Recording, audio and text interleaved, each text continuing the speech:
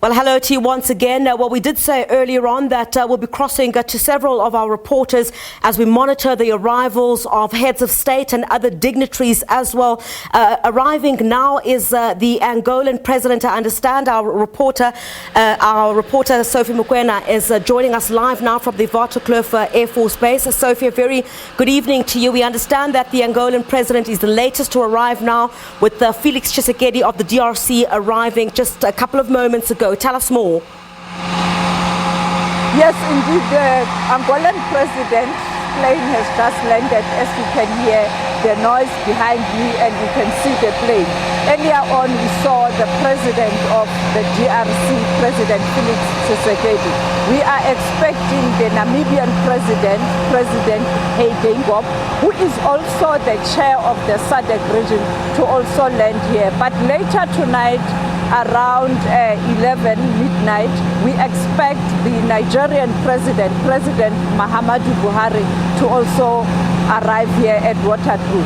You know very well that President Ramaphosa and the government of South Africa took a decision to invite particularly the SADC heads of state, all of them, to come and attend this inauguration.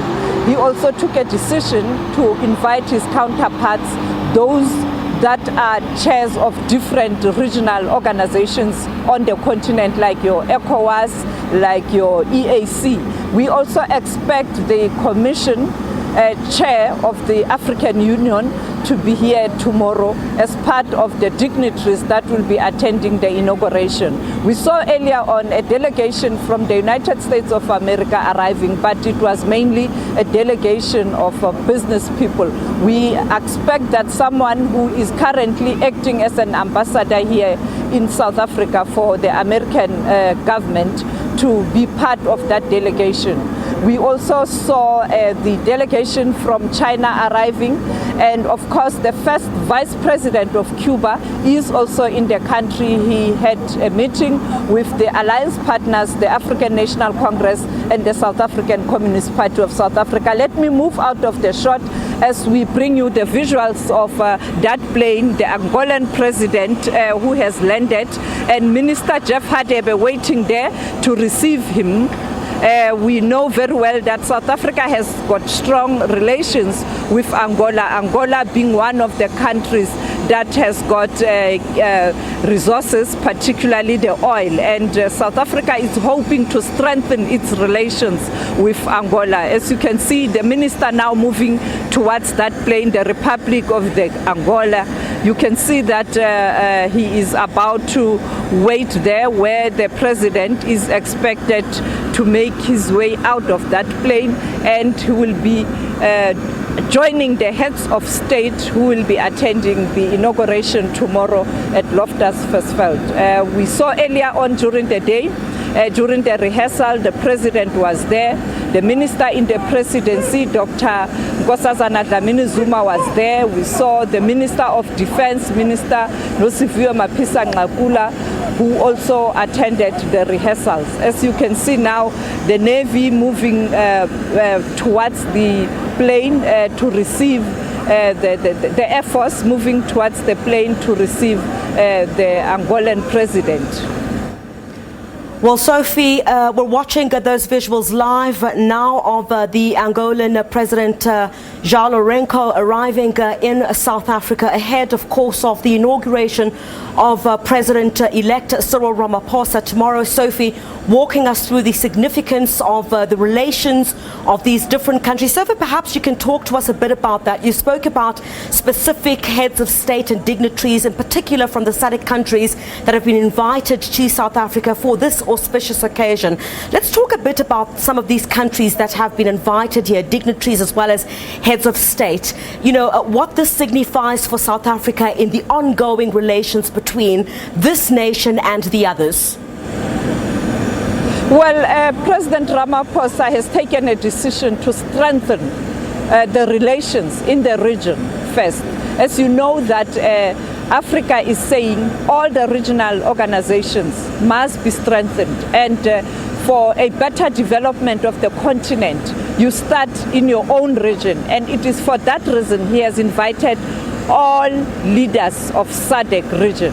And then he took a decision to invite heads of state, those that are chairing different regional organizations like the East Africa community, like your West Africa community.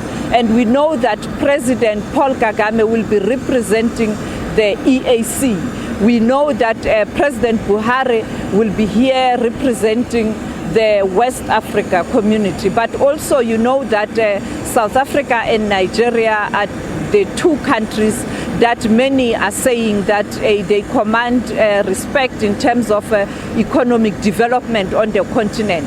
South Africa has complied with the regional integration, but also the free trade area agreement. We are waiting for Nigeria to do the same. And I think President Ramaphosa, as the incoming chair of the African Union, will also have bilateral talks with these leaders to talk about issues that are related to the development and the peace and stability in Africa. Indeed, Sophie. Well, those are live visuals that you're seeing from Waterkloof Air Force Base in Pretoria as the Angolan President João Lourenço arrives in South Africa. Of course, if we look at the relations between the two countries, they stretch quite far. You know, the African National Congress of South Africa and the MPLA in Angola fought together during the Angolan Civil War as well as the South African Border War. So they fought basically against UNITA rebels based in Angola and apartheid-era government in South Africa, which supported them. Well, if we talk about relations, of course, between these two countries, you see there as well on our screen, Minister Jeff Radebe, just as the President of Angola, João Lourenço, enters the motorcade there. We'll be seeing quite a lot of these scenes this evening, as just a few hours to go now, a couple of hours until tomorrow morning, when the President-elect of South Africa, Cyril Ramaphosa, will be officially installed as the President of the country, and certainly signifying once again the countries that are going to be in attendance via some dignitaries, heads of state, whether it's heads of commissions, high commissions, but certainly once again an endorsement of the strength of South Africa's democracy. And many would argue that a lot has been learned from South Africa in its smooth transition to democracy. So as it celebrates 25 years of democracy, with now the installation of Cyril Ramaphosa as the country's president tomorrow, there's certainly a lot to celebrate in South Africa, and perhaps a lot to be learned as well. Sophie, that motorcade, who are some of the other individuals who are expected to arrive this evening, Sophie?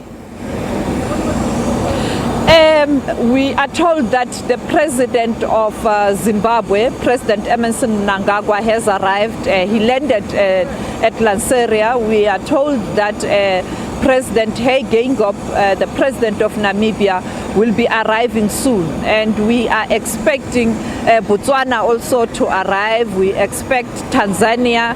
We expect all these SADC countries. Lesotho, the Prime Minister, I'm sure he has arrived already because it's close by. We expect King Mswati also to arrive here at Waterkloof, and we'll bring you all those visuals as they arrive. You spoke about Angola, Griselda. You touched on UNITA rebels. You know very well that MPLA was engaged in a very tense fighting during the apartheid era. But we are told now this current president has worked towards ensuring that there is reconciliation in his country, and we've heard that Jonas Savimbi's body will be repatriated and be buried with dignity in his home village as a sign of reconciliation in that country.